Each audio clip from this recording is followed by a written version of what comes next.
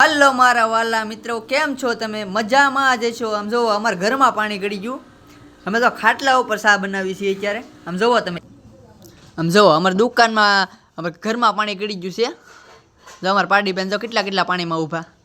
જો અમારે ડારે ભરાઈ ગયો. જો અમારે ખાલી એક વેતવા બાકી રહ્યું, એક વેતવા પાણી આવી જાય એટલે અમારા ઘરમાં પાણી ગળી જાય.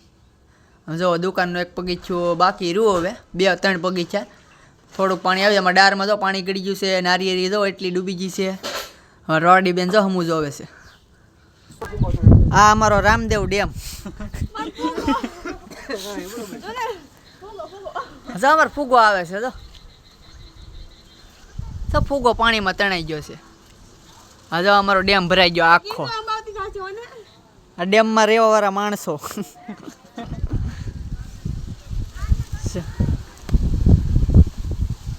આમ જો આ બધી અમારે ભરાઈ ગયું પાણી.